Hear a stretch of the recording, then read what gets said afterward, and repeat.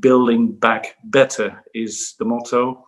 That is absolutely true for the EU, and I do think it's the same for the countries here in Southeast Asia, and for that reason I look forward to a very productive and interesting seminar. Thanks a lot. Thank you, Mr. Ambassador, and thank you, Sandra and the DBN, for inviting me also to have a conversation with Mr Polman, who is a fellow Unilever alumni, and also has been a big inspiration for me personally in my leadership roles, in particular at the moment also in Danone in Southeast Asia and in Indonesia. Paul, you have said before that governments cannot reverse the trajectory in time, and that youth movements and civil society are mobilizing but cannot change the system.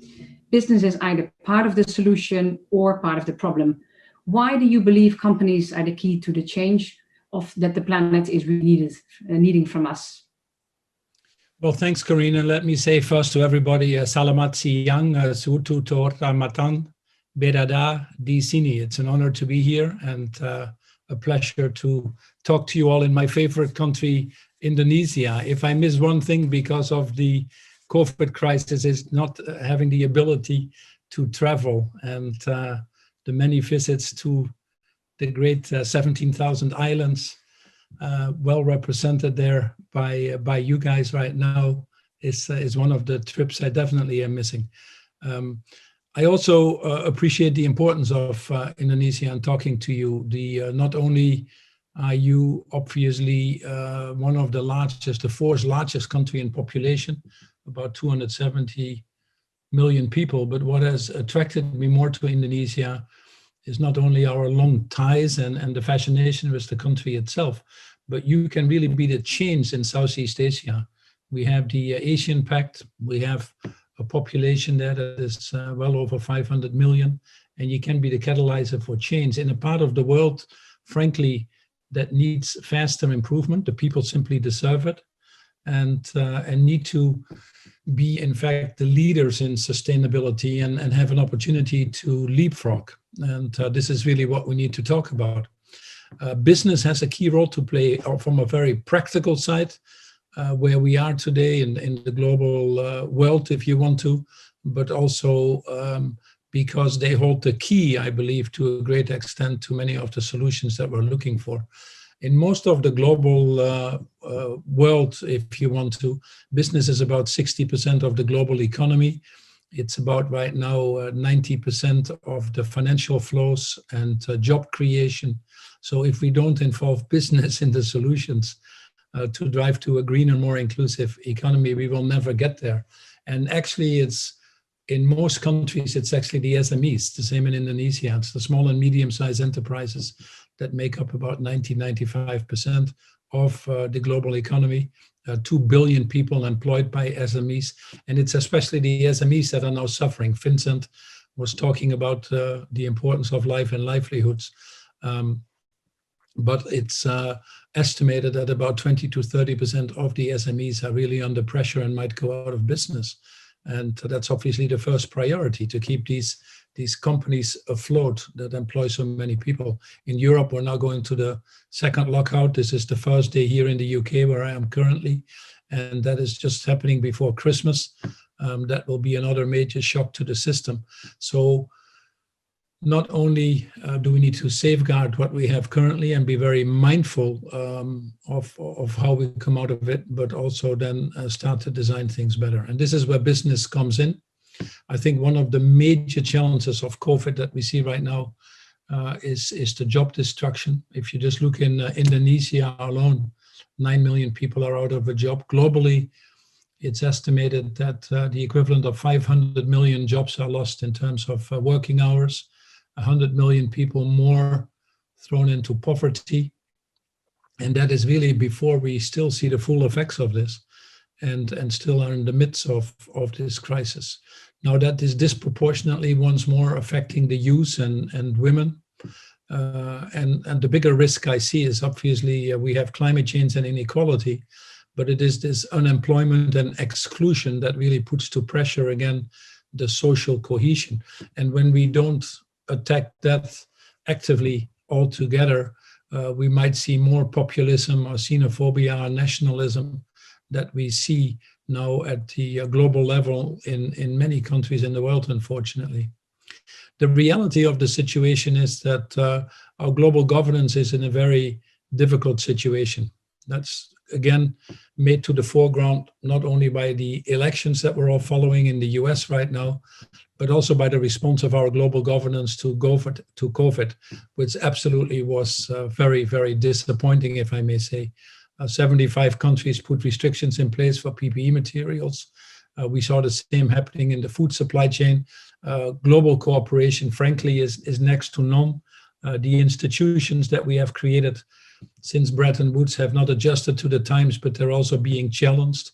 Look at the recent election and the WTO with Ngozi, and again, the position America took, and I can give you 10 other examples. So it will not come from governments in the reasonably thinking in the next 10 years to really take the lead. We have some great news. The European Green Deal, the Farm to Fork, the biodiversity or circular economy packages are an example of that. China making a commitment to be net zero by 2060. Japan, South Korea following now. These are all positive news around the climate front. But broadly, this global cooperation is missing. And it is getting to the heart of business. Business cannot succeed in societies that fail, nor can business be a bystander, I believe, in a system that gives them life in the first place. And increasingly, businesses are understanding that the better way to create more profitable, longer term, more resilient businesses is to be an active driver of the green recovery. Businesses that operate under this multi-stakeholder, longer term model, businesses that put purpose at the core of their operations are clearly outperforming the ones that don't. And that is actually true in all parts of the world. Interestingly, during the crisis, we have seen companies that are operating under ESG, environmental, social, and governance, doing better and being more resilient, coming out better as well. We see in the financial markets, the funds that are the ESG funds, they're performing better. So not only do we see 90% of the population that doesn't want to go back to where we came from, which wasn't a very good situation in the first place, even before COVID, they also expect companies now to be the key drivers of that change. And as I said, the companies that understand that will do well. The ones that don't will all soon visit in the graveyard of dinosaurs. So thanks for that, Paul. And I think indeed you mentioned a lot of consequences of the current COVID crisis, in particular on health, social, but also economic. And they are changing the way in many different ways. You also mentioned indeed acceleration of localization, some challenges on supply chain. So what is also happening that many companies are going through radical restructuring to deal with the fallout after COVID, in order to adapt to the bottom lines and the expectations of the shareholders. So do you see this setback or an opportunity for companies to actually start or strengthen their journey, a more purposeful business journey? How do you see that? Well, there is no doubt that there is a setback with COVID. I think it has put us back on the development agenda potentially 20, 30 years. Let's not kid ourselves. And I've given you some statistics before. We also see that 20 to 30% of the businesses are outright challenged, where the cash flow situations of many SMEs is small and medium-sized enterprises is not more than 6 months. That's how these companies operate.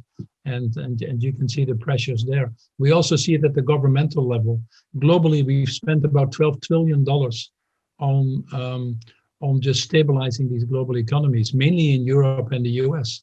We're going to spend more. Just the Biden package on green recovery is another $2 trillion, just to give an example, if he gets elected.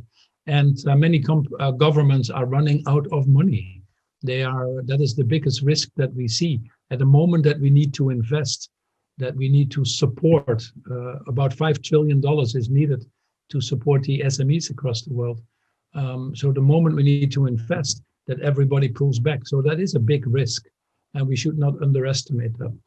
But having said that, what we also see during COVID, that many companies have used this moment of reflection, this pause, if you want to analyze what is really happening in the world. And we see a higher awareness by the business community also, that you cannot have healthy people on an unhealthy planet. The relationships between biodiversity, climate, inequality, the economy itself is now better understood than at any other time. And interestingly, I chair for the Secretary General, the UN Global Compact.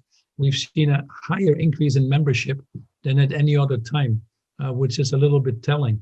We see also the financial market accelerating its move towards more impact or ESG investing, which is a little bit telling as well. So there is a big group of companies now that increasingly are making bolder and bigger commitments, not only around climate, but also around biodiversity or nature, if you want to, and frankly, accelerating their business models to this future. They see the growth opportunities. I referred to the fact that we need to create jobs, and we need to create the right jobs and more resilient jobs and actually better paying jobs to attack these issues of exclusion or inequality. It happens to be that study after study is pointing out that if we invest in nature-based solutions and restore biodiversity, if we green our cities, if we electrify our mobility system, if we retrofit buildings, if we invest more in R&D and education, all these things are having a higher multiplier on its investments. They're actually not only giving a better return, but they're also creating significantly more jobs. In Indonesia, you're familiar with Bappenas, and we've done a study with them already a year and a half or 2 years ago in looking at accelerating the greening of the Indonesian economy. Because whilst Indonesia has made a courageous commitment at the time of Paris, as Vincent was pointing out, the numbers don't add up. In fact, the numbers never added up in Paris. It was more an indication of the direction we would be going.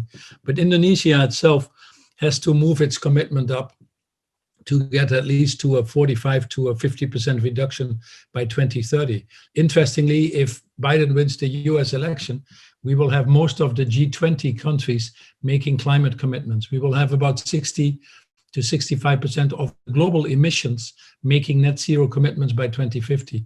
Indonesia is a G20 country and would actually be at the lower end. Now, the strategy of Indonesia or the positioning of Indonesia has been, if I get help, then I can increase my ambitions.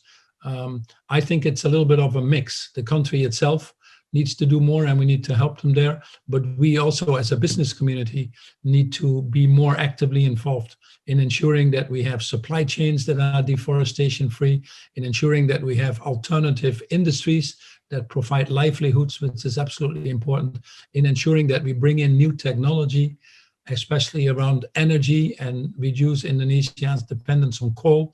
And all of that is possible. In fact, when we did the study with Bappenas, we found out that we could immediately grow the Indonesian GDP by 6%, which would actually be adding by 2045 over $5 trillion to the Indonesian economy. It would also create, not surprisingly, more jobs, in this case 15 million jobs, half the number of people living in extreme poverty. Whatever number you looked at, whatever angle you looked at, it made a convincing story. But it can only work if the private sector is involved. The Indonesian government has its own limitations from a budget point of view. They cannot take care of all these investments in changing their energy system or their infrastructure. These are great opportunities for the private sector. I think you'll see some legislative changes that make it easier for foreign companies to participate in the Indonesian economy. I remember my first discussions with President Yudhoyono at that time, who was together with me building the Sustainable Development Goals. And we actually had meetings in Bali and Indonesia quite often. And we became good friends as a result of that. But many of the laws in Indonesia at that time were really stacked against foreign companies and foreign direct investment. I think these issues are now being addressed, and these provide great opportunities for investments in a country, I think, that is one of the golden opportunities in the world right now for its size, its scale, its positioning, and frankly, with President Jokowi, the willingness now to play a leading role well beyond Indonesia itself. So a wonderful opportunity. Yeah, it's interesting you talk a lot about Indonesia, because indeed we also believe that this is a huge opportunity for the country to be also leading in this part of the world. However, at the moment, things aren't also necessarily as easy. The crisis has triggered the first recession since 1998. As you mentioned, already 9 million people are out of jobs, and in particular in the income socioeconomic class, CDE, dropping very rapidly. You mentioned the omnibus law. We talked a little bit about it before. It's been passed, but it also seems to have potentially some shortcuts on environment, even though it might actually support more foreign investment in Indonesia. With both companies and government focusing very much on the short-term issues, how do you think, what should we do to make sure that sustainability not only stays on the agenda, but really becomes an integrated part of our business objectives? And how do we help Indonesian leaders also to do that? I think you have to be with Indonesia as well, just to be very practical and specific. You have to be part of the solutions, and you have to be part of the journey.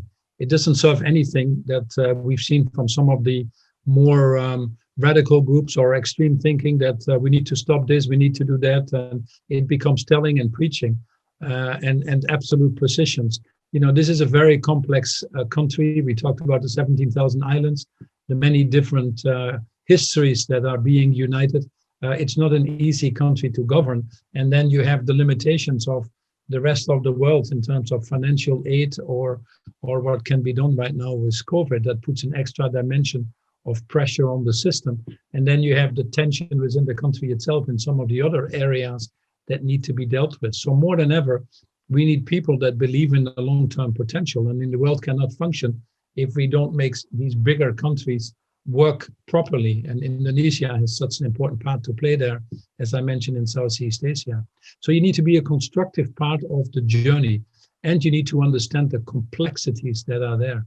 And if you're willing to walk that journey, embrace these complexities, but continuously focus on improvement, then I think you're in a sweet spot in Indonesia, where also the government and the people itself are very willing to be part of that journey. But it has to be inclusive.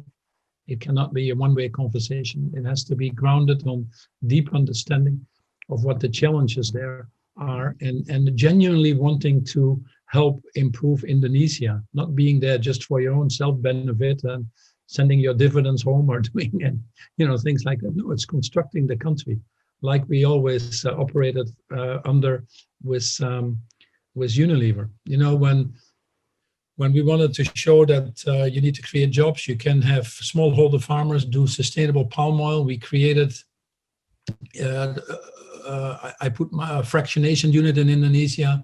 Wasn't necessarily the best investment versus some other options we had, but it was an okay investment. And we linked it to 25,000 smallholder farmers. We did source certifying of sustainable sourcing, and we could show the government that there are alternative ways of doing things where you can provide livelihoods, you can increase yield, etc. We're now working especially in Papua and West Papua, where already 60-70% of the land is given away in concessions and potentially could be cut down. The rainforest could be cut down again for frankly agriculture that we don't need. So how do we turn that into a carbon positive story? How do we create a carbon market for protection of nature? And how are we collectively willing to solve that? Right now we have Norway doing a little bit, but the rest of the countries are totally absent of supporting Indonesia in that respect. Indonesia could be the biggest carbon sink in the world and could have a carbon market, could create enormous income that can build capabilities, enforcement, alternative livelihoods, a proper management of the blue oceans and industries around fishery, instead of what is happening now, which is a destruction that is unsustainable, and it affects us all. We are all, in that sense, Indonesian citizens. So the first thing we have to do is be part of these solutions in a constructive way. And the same with the omnibus law. The omnibus law has many positives in there in the sense of trying to facilitate business, but let's not abuse that and use it in the wrong ways. We also have to be responsible as citizens and ensure that the standards of how business are done will be sustainable. If it's an unsustainable growth that is being created, we run out of steam at a faster pace than we've seen now with COVID. We cannot keep going through this. So we have to do it in a sustainable way. And as businesses have to be responsibly asking for that. I saw a letter from Ibu City and Pak Luhut on explaining Sorry, I'm having trouble hearing you. Wait, this is for some reason my phone goes off, I don't know why. But I've seen a letter of Ibu City and Pak Luhut on explaining the omnibus law. It's good that everybody familiarizes themselves with that, understands what the intentions are, and helps to ensure that even if there is more delegation to the provinces and independent autonomy, which might be the right thing to do, but that we are not compromising on any of these standards that we have worked so hard to build. And in fact, if that would not happen, then Indonesia risks not attracting the foreign direct investment, and actually the bill with good intentions might backfire. So these are the type of discussions that we have with President Jacobi, which I have the pleasure of advising, with Pak Luhut, with which we're working. And these are, in fact, discussions that are now happening at a more broader level. Pak Luhut is going to the US in the near future, and we're trying to link them up with the new administration. We were hoping for a little bit more decisive victory, but the Americans are willing to help. The Europeans are willing to help. You have the competitive economic partnership agreement, CEPA as it's called, that is hopefully coming into force now. It's taken way too long, but it's hopefully coming into force. And Europe is also well served, not just to be the standard setter of the world, but also be the consolidator, or the how do you call it, the aggregator and standard setter to some extent. It's a wonderful position between China and the US. It's a wonderful position to reach out to Southeast Asia. Important for Europe, no question about it. Also important for the other regions. So I hope that Europe itself will further step up as well, the help and the means to put some things in place, because Indonesia cannot do it alone. It was just silly to think that way and to preach to them. It's disrespectful, by the way. I've never liked that, but it's also ineffective. So we're all in this together here. This is a story of saving humanity and probably creating the biggest opportunity for business by doing so. Well, it's very clear. I mean, you're very close to many of the leaders in Indonesia. Actually, the last time that I met with you was at the launch of the National Plastic Partnership by the Indonesian government and the World Economic Forum under the leadership of Pa Luhut, who you just mentioned. So you spent a lot of time with the political leaders in Indonesia, at least in the past, but probably also in the other countries in our region, in Thailand, Malaysia, Vietnam, Singapore. Do you have some examples from those countries that are really inspiring, perhaps for the full region and for the audience here? And have you spoken recently to any of those leaders and how they see, let's say, the developments of sustainability after COVID? Yeah, so I think there is momentum building in the region. There is actually, what is very encouraging is actually what is happening on the climate front. On the negative side, you've now seen the Philippines again, and this is now a story that comes in every few weeks everywhere in the world at an intensity that is much higher. So people are more aware of these costs. Obviously, China having made some clear commitments, and the Chinese de facto are a little bit engineers. When they make a commitment like that, it goes on a spreadsheet and they're going after it. I think the 2060 commitment in China will be pulled forward. There's no question that that needs to happen earlier, but China will get there. It will also be applied to the Belt and Road Initiative, which touches a lot of the countries around there. And we see heightened awareness in places that we had not seen it before, from the Vietnams, to be honest, to the Philippines, to the Indonesians. And if you have critical mass there, I think you'll get that galvanizing change in the region as well. In terms of specific things, I think Indonesia, in many respects, and I'm not trying to just advertise Indonesia, but Indonesia in many respects is in a leading position. The government is really willing to try a lot of things. We had the first Suhuk bond. We now had a COVID bond that came into Indonesia. We're working actually quite aggressively on the carbon market for nature, and that could be really a standard that Indonesia is setting and a big source of income. Indonesia is trying on the plastics because there are basically only 5 countries that cause all the plastics in the oceans, and they're all in that region more or less. Unfortunately, a setback with COVID, as Vincent was alluding to, has happened also in the plastic, on the plastic side. That market is collapsed for the time being, but let's really focus on that to rebuild that. Bali was plastic free, and they've done a lot of things to create that as a model to then use that in other parts of Indonesia. So a lot of things happening. We had the first sustainable land use bond in Indonesia, which is worth looking at. So there are many things, and I could go on and on. There are many things that are happening there at scale now that the world can actually benefit from as well, or that we can amplify more in Indonesia itself. You know, the Indonesians, in all fairness, they are always underselling themselves. They're too modest at the global scene as well. They are not like us Europeans or Americans that make a lot of noise, and if it's a little fly, we sell it like an elephant. And the Indonesians actually, which is a very nice characteristic, but sometimes works against you, are too shy, too modest about some of these things that are happening. So I think they're taking the lead. And interestingly, when we do research across the region, we find that in every country, 90% plus of the citizens of these countries want to rebuild better, want to come out differently than they went in, and also are demanding that their governments take more responsibility. Take Thailand next to you as an example. It would have been unheard of, the pressure that you now see and the tolerance of the military to let that take place, by the way, tells you that change is coming. And we've seen that in some of the other countries as well. So people know that they're part, first and foremost, of planet Earth, that they're global citizens.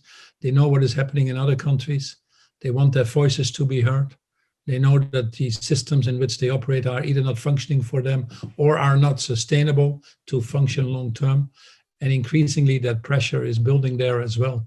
Often I hear that in Southeast Asia and the Far East, people don't care about sustainability, and it's totally the opposite. And you have an opportunity to build things there that are more difficult to do here, where you often have to destroy first to rebuild. There you can actually build it and build it the right way. So we should seize that opportunity. And businesses, once more, that do that, that come in responsibly, will be there longer term, will be welcomed, and will have an enormous opportunity, I want to ask a personal question. So you stepped down as the CEO of Unilever at the age of 62, and you could have well chosen, obviously, a life of early retirement and enjoying the world before COVID. What made you decide to set up Imagine, and how did your journey so far change your perspective? And where does Imagine is hoping to bring the world and business and government in the future? So I don't believe in retirement, because it sounds like you are tired. You were tired, and now you're tired again, which to me is a very unappealing concept. So I just thought, after 10 years of Unilever, it's good for Unilever that I change and give Unilever a little bit of a fresh perspective. And my successor, Alan Jope, is doing a super job.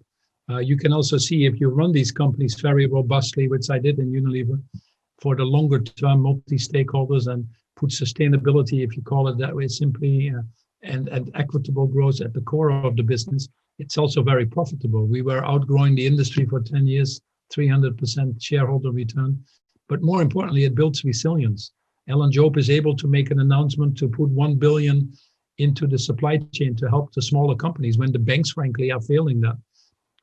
Put 1 billion behind biodiversity to strengthen our relationships with nature, just like Danone is doing. It's that resilience that is important. And now making a commitment to put the carbon footprint on our packaging. There's no company that has done that or has even made that commitment. So I think it's a good example of how you should run companies, but also it's good if you run these companies that you don't personalize, and after 10 years getting some fresh blood in it and some new thinking is very good. But I discovered in Unilever, I would never have stayed 10 years. I used the last 5 years to use Unilever size and scale to drive the more transformative changes, like, for example, getting out of deforestation. That's why we worked with Indonesia on the New York Declaration, the Tropical Forest Alliance, the round tables, and it's hard work, it's difficult, and sometimes it's a step forward, 2 steps backwards, but we went into the right direction. The moratorium helped in Indonesia as well. We've seen deforestation come down over the last few years in Indonesia to a significant extent when it went up in other parts of the world. So a lot of these efforts that we did with Unilever in the last 5 years to drive more of these transformative changes have actually worked. And it's in fact these contacts and these projects that keep me going in these countries. But what I discovered was, Corine, that if you run a company, there are limitations. The world holds you now to a higher expectation than you actually can deliver on yourself. There is no one company that can solve the issues of plastics in the ocean. There's no one company, as you know, that can go to regenerative agriculture. It requires systems change, or that can stop deforestation. It requires systems change. And what is happening, what was really bothering me, is that most of the changes that are happening in the world are playing not to lose, are working from the baseline, are incremental, and they are pushed back by the system. And we need major systems change now. We need to move the financial markets to the longer term. We need to totally decarbonize our global economies. We need to move to a regenerative, not even circular economic system. And we have to make an economic system work for many people, not for few. These are major systems changes. So what I want to focus on now is to use the private sector, recognizing the difficulties at the global level in international cooperation at the governmental level, use the private sector now to drive these systems changes. And our theory of change is a very simple one. If you put enough CEOs together by sector across the value chain, and you get to about 25 to 30% of the CEOs, then you can actually create tipping points. Now you do that with civil society and with governments in the end, because you need to have the right rules, laws, and frameworks, but you can create tipping points and really change the system.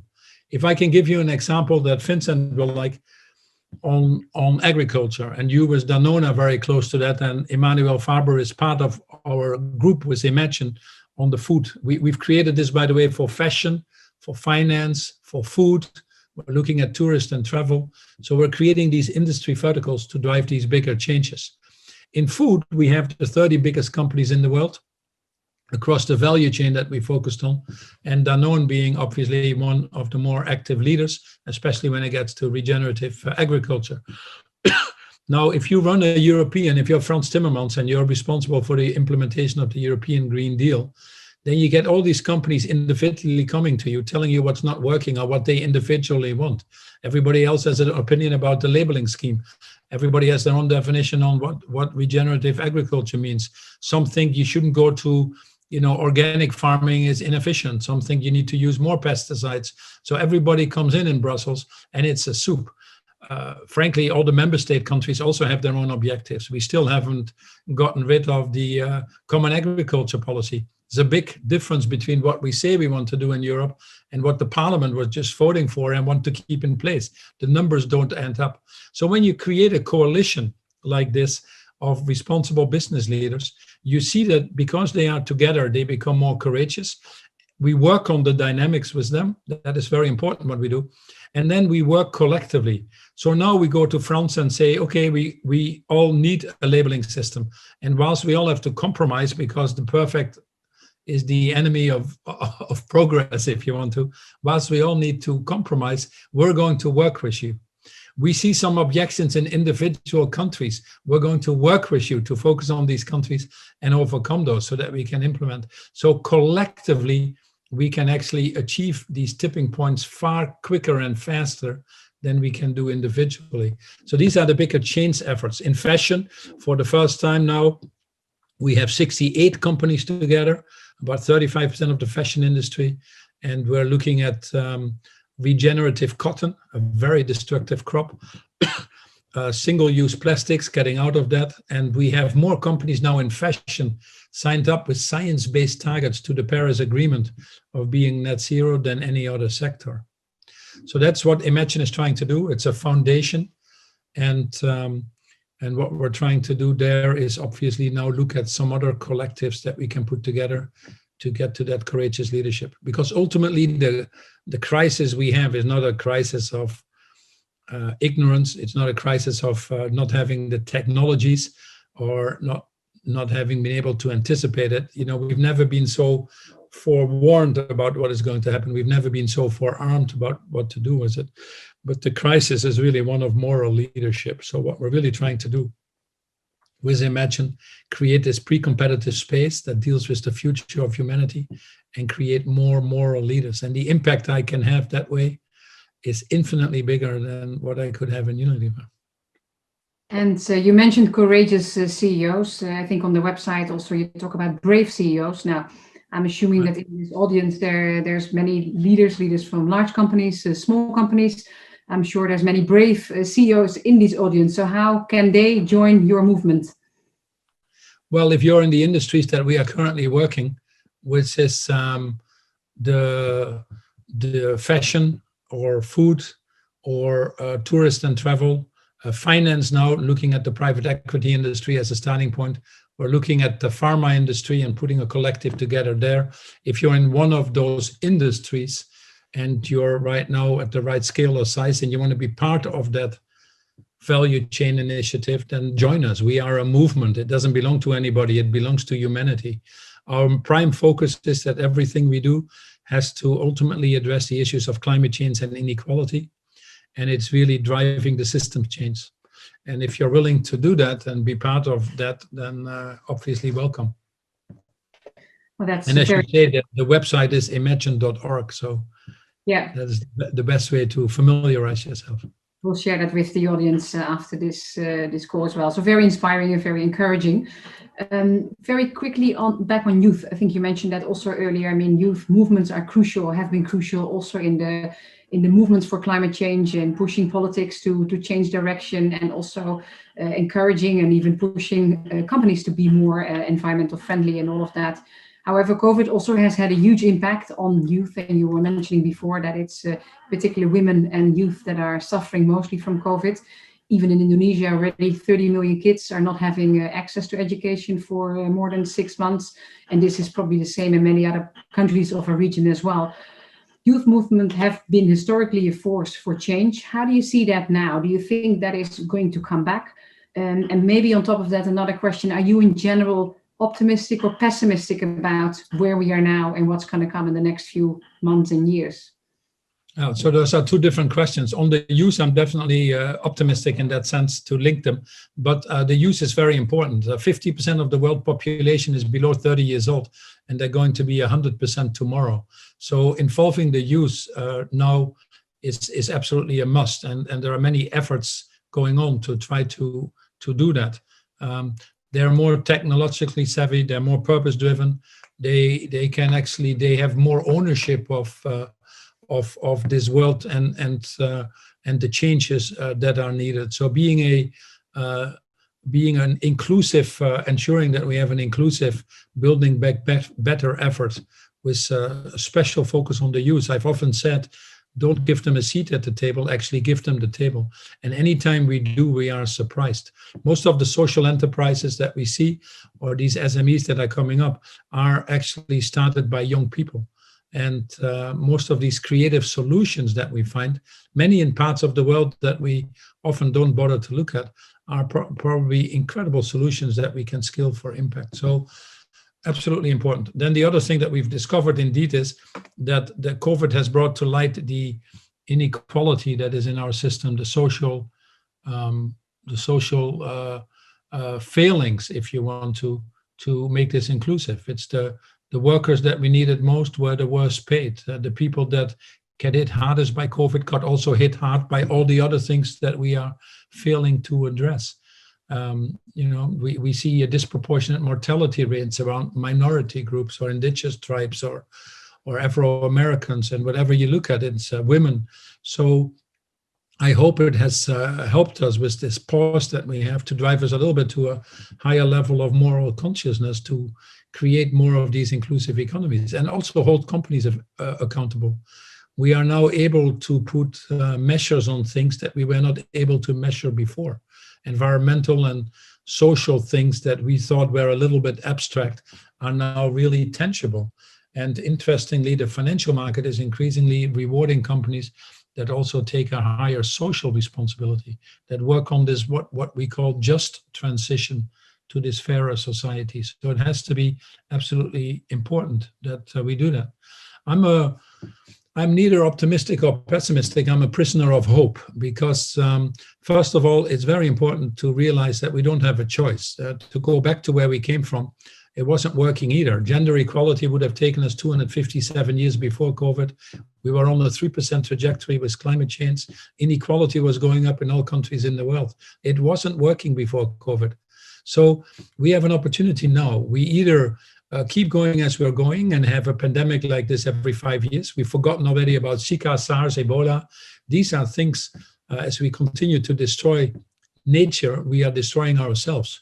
We've lost 68% of species in the last 40 years. This world has been around for 5 trillion years.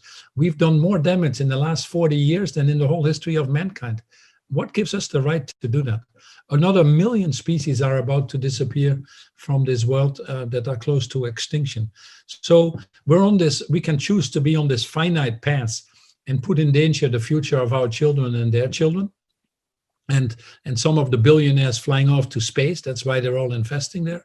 Or we can decide to make a more inclusive, more sustainable, more equitable world where we can breathe the air, where we can enjoy and live in harmony with Mother Nature, where we work together for the greater good of mankind. And I think that type of a world is a little bit more attractive to most of the people, especially the young people have discovered that it might be difficult to express their votes at the ballot box, but they certainly are doing it at the checkout box. All the growth that you see in terms of responsible food, where you are in, the category that you know very well, or you see it in all the other parts of the economy, it's increasingly driven by people wanting to buy from responsible companies, wanting to buy products that are part of that solution and not part of the problem, or focused on being less part of the problem. It's simply not good enough anymore.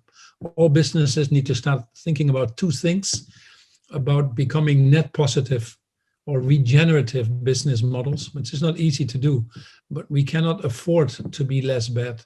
World Overshoot Day this year was August 22nd, which means that after that day, we are using resources that we cannot replenish. In fact, it means we're stealing from future generations. We're using more than the world can replenish, 60% more right now. So you need to be regenerative, and any company that wants to succeed long-term needs to be regenerative. And the second thing is they need to be part of these broader transformations. You cannot sit there anymore as a company and say, I'm going to take care of myself or my shareholder. You need to be actively involved in driving these broader system changes. The companies that do that will be rewarded. The companies that don't will pay the price for it. I think that's some very clear advice, which is really great, Paul. Thank you for that. I mean, obviously, the audience that we have here today, I mean, they are all ready and committed to build back better. Otherwise, they wouldn't be here in this session. In particular, for the small and medium enterprises who are also so important for the global economy, as you mentioned before, could you share some specific practical tips for them how to get started with the journey of building back better? Yeah, well, as I said, most SMEs do. Many of the new businesses that are now successful, that are growing, are in fact SMEs, started as SMEs. The B Corp movement, which is now over 3,000 companies, Danone being a shining example, Natura, some others, doing extremely well behind a mission-driven purpose. But many of these companies were smaller. When you did your acquisitions of some, these were smaller companies. So I think the small companies have obviously an immediate need for survival. I understand that for most of them, and I don't want to belittle that. But they are more agile. They're closer to the consumers that they have to respond to. It's easier for them to pivot their business models. And whilst they might not have all the resources to think about it, there are many ways now to tie in. The UN Global Compact has a program of making global goals local business and how to do that. The ICC, the International Chamber of Commerce, which I chaired, which has 4,800 members, most of them SMEs, have a program there for Save Our SMEs, SOS, but also help the SMEs with climate change.